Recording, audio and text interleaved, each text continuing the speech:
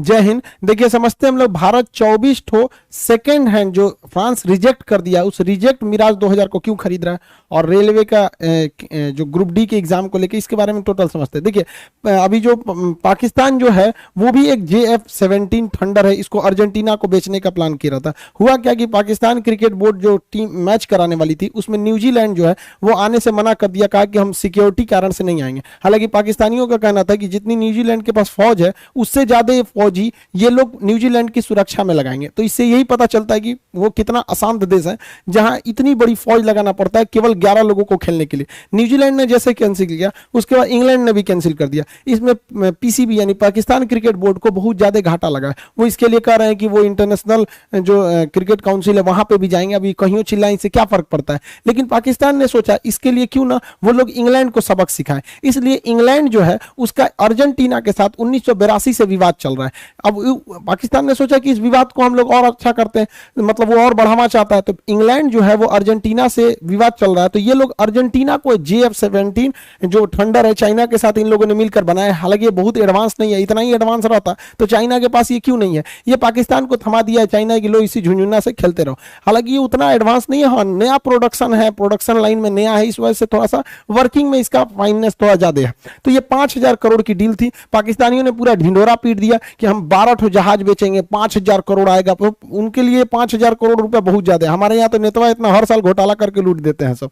तो वो ऐसे हल्ला किया, इतना हल्ला किया कि अर्जेंटीना को आके कहना पड़ा कि हम आपसे नहीं खरीद रहे हैं JF-17। अब सोचिए किसी देश की मीडिया को कितना शर्मिंदा होना पड़ेगा कि उसका देश पूरा हल्ला कर रहा है कि हम ये जहाज बेच रहे हैं और वो देश कह रहा है कि हम नहीं खरीद रहे हैं। अब ये अर्जेंटीना और इसके साथ विवाद इंग्लैंड का बहुत पुराना है, 1982 से।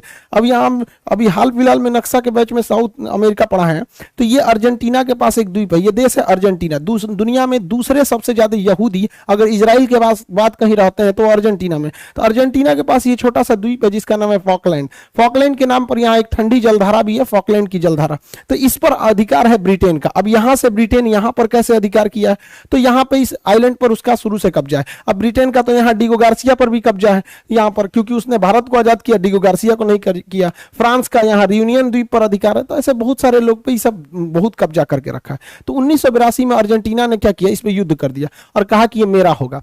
तो अर्जेंटीना ने यहाँ पे सोचा कि इंग्लैंड को वहां से यहाँ आने में बहुत समय लगेगा, लेकिन गड़बड़ हो गया। इंग्लैंड की उस समय की प्रधानमंत्री मार्गरेट थैचर थी, जिन्हें आयरन लेडी भी कहा जाता है। उन्होंने पूरी तरह से धो दिया यहाँ पर आके और अर्जेंटीना को हार का सामना करना पड़ा। और तब से लेकर आज तक फॉकलैंड द्वीप पर इंग्लैंड का ही अधिकार है। हालांकि इसके बाद इंग्लैंड ने वहां रेफरेंडम यानी जनमत संग्रह भी कराया था और वहां के लोगों ने पूरी बहुमत के साथ कहा कि हम लोग इंग्लैंड के साथ ही रहेंगे। तो इसी द्वीप को लेकर अर्जेंटीना और इंग्लैंड के बीच में विवाद है। इंग्लैंड चाहता नहीं है कि अर्जेंटीना की आर्मी डेवलप हो, इसलिए वो कोई भी देश अगर अर्जेंटीना को हथियार बेचता है तो इंग्लैंड उसके ऊपर प्रतिबंध लगाता है, कहता है कि हमारे से रिश्ते खराब हो जाएंगे, इस टाइप के होने लगते हैं। तो अर्जेंटीना का एयरफोर्स और आर्मी बहुत कमजोर होती गई। तो आज भी इस फॉकलैंड द्वीप पर इंग्लैंड का अधिकार है। मार्गरेट थैचर को आयरन लेडी के नाम से जाना जाता है। हालांकि 1982 में युद्ध हुआ, फॉकलैंड की युद्ध, बहुत जल्दी इंग्लैंड इसको जीत गया।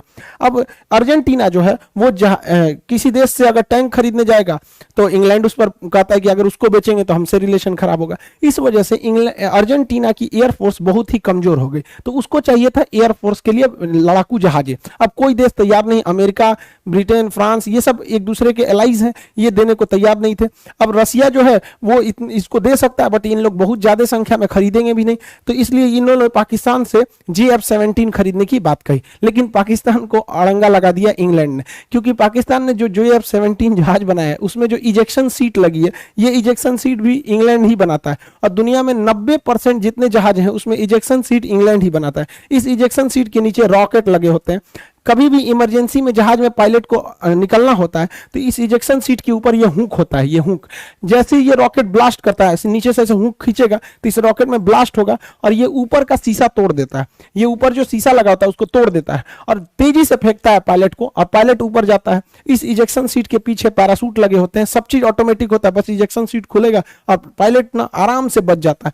हजारों लोगों की जान इन्होंने इजेक्शन सीट से बचाई है। तो जो भी देश अगर इंग्लैंड अर्जेंटीना को जहाज बेचता है तो इंग्लैंड की कंपनी कहती है कि भाई उस देश को बेचोगे तो हम इजेक्शन सीट ही नहीं देंगे। अब इसमें फंस गया पाकिस्तान के पास, तो चाइना कह रहा है कि हम अलग से इजेक्शन सीट बना देंगे, तो अर्जेंटीना कह रहा है सोच रहा है आप चाइना का इजेक्शन सीट लेंगे और तो आधा से ज्यादा फंस जाएगा, उसके पायलट की जान जा सकती है। अतः यह भी डील रद्द होता दिख रहा है। रही बात भारत की, तो भारत फ्रांस के साथ 24 सेकेंड हैंड भी नहीं है, फ्रांस की जो सेना है वायुसेना, वो अपने बेड़े में से 24 ठो मिराज 2000 जहाजों को रिटायर करके अब हटा रही है स्क्रैप पार्ट में। तो भारत उसे खरीद रहा है। भारत अभी दुनिया में लगभग 600 मिराज जहाजें बनाई गई हैं। भारत इस मिराज जहाजों को खरीद रहा है क्योंकि भारत के पास भी मिराज जहाज पहले से थे। बालाकोट एयर स्ट्राइक में मिराज जहाज का ही प्रयोग किया गया था।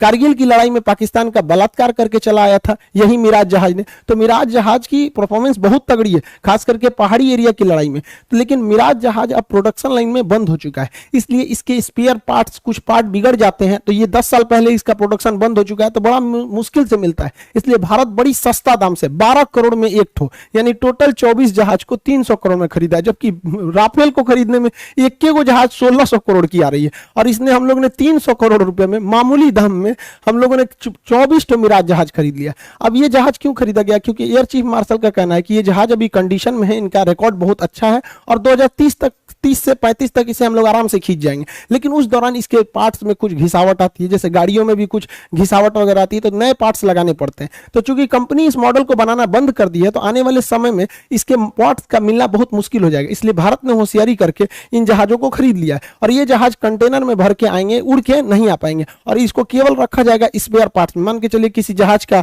लैंडिंग गियर खराब हो गया या ये टेल वगैरह खराब हो गया, तो इसमें से पुराने में से चेंज करके लगाया जा सकता है।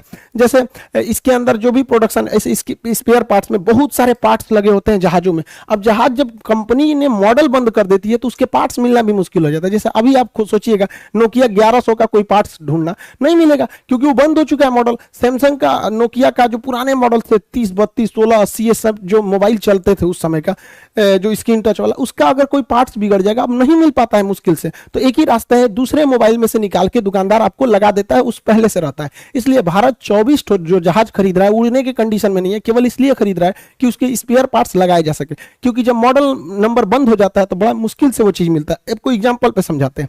हमारे यहाँ राजदूत गाड़ी बहुत पहले गांव में ये चली थी, इसका मॉडल बंद हो गया, अभी इसका कोई पार्ट्स खोजना है, नया पार्ट्स कंपनी बना ही नहीं रही है, तो एक ही रास्ता है कि पुराने गाड़ी में से अगर वो पार्ट ठीक ठाक है तो लगा दीजिए। एम्बेसडर कार, ये कार भी अब मॉडल बनना बंद हो गया इसका, अब इसके कुछ पार्ट्स बिगड़ गए तो अब आपको थोड़ी ना मिलने वाले हैं, तब आपको एक ही रास्ता है, दूसरी गाड़ी में देखिए कि वो वाला पार्ट अगर सही सलामत है तो लगा दीजिए।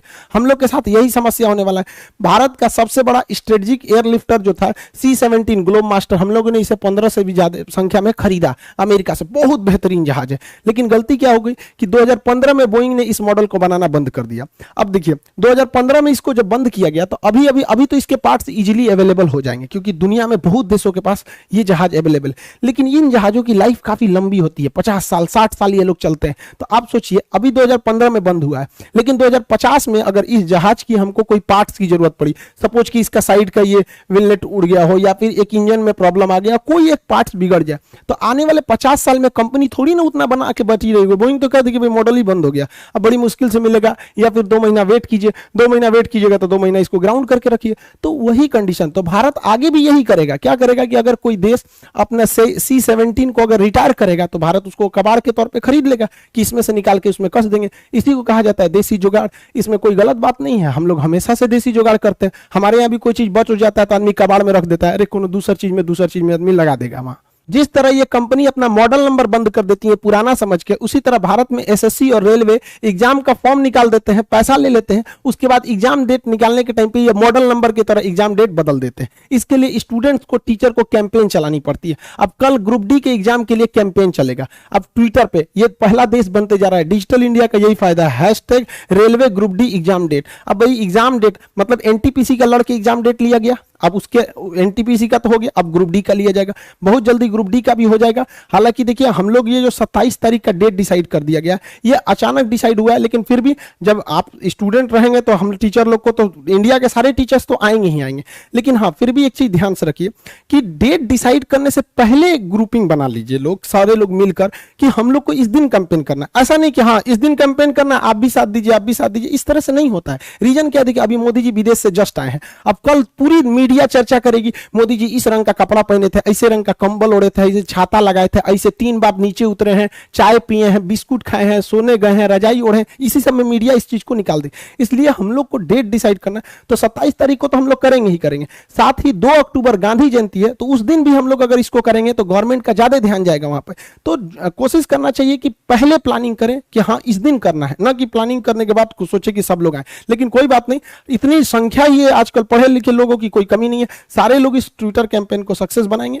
और अगर सरकार सुन लेती है 27 तारीख को तो बढ़िया है, नहीं तो 2 अक्टूबर को हम लोग फिर करेंगे, इसको छोड़ना तो नहीं है। और वैसे भी आप लोग भी समझते हैं इस चीज को, इस साल के लास्ट तक, अक्टूबर लास्ट या नवंबर तक में तो सरकार को एग्जाम लेना ही पड़ेगा। और आप लोग भी पढ़ाई मन से कीजिएगा, क्योंकि एनटीपीसी के एग्जाम में बहुत से लड़के हमारे पास आए थे, वो कहते कि सर हम लोग क्या करें, कि यहाँ होपलेस हो गए थे लोग कि एग्जाम लेगा कि नहीं, और अचानक डेट दिया तो तैयारी भी नहीं थी। आपको कैंपेन भी करना है, आपको ट्वीट भी करना है, हम सब लोग ट्वीट करेंगे, लेकिन बाबू पढ़ाई भी साथ साथ करना है। कैंपेन में आप नहीं है आपको कि वो 1857 की क्रांति करना है, आपको मोबाइल से डिजिटल इंडिया है, लेकिन साथ साथ पढ़ाई भी कंप्लीट रखिएगा। पता नहीं क्यों, अगर मान के चलिए ये मौका हाथ से निकला तो फिर रेलवे जानते ही है फिर अटका देगी 5-7 साल, इसलिए इस मौके को भी जाने नहीं देना है। इसको रिवाइज भी अच्छे से करते रहिएगा। एप्लीकेशन पे भी आप लोग को पूरा साइंस के रिवीजन के लिए वहां पे भी व्यवस्था किया गया, पूरा साइंस A to Z आप वहां पे भी एप्लीकेशन पे भी रिवाइज कर सकते हैं। क्लासेज नहीं छोड़ेंगे आप लोग, जहां भी पढ़ते हैं उसको पढ़ते रहिएगा। कैंपेन तो करना ही पड़ेगा। अब तो हमको ऐसा लग रहा है कि ये रेलवे के सिलेबस का एक हिस्सा हो गया है इंडिया में। अब सारे टीचर को ये भी सिखाना पड़ेगा कि भैया देखो तुम सारा सिलेबस खत्म कर लोगे, उसके बाद तुमको एक तो ट्विटर चलाना भी सीखना पड़ेगा। ये गलत बात है, इसको सरकार को भी सोचना चाहिए। चलिए हम लोग इसको सफल बनाएंगे। आई होप आप इसे समझे होंगे। मिलेंगे नेक्स्ट क्लास में। जय हिंद।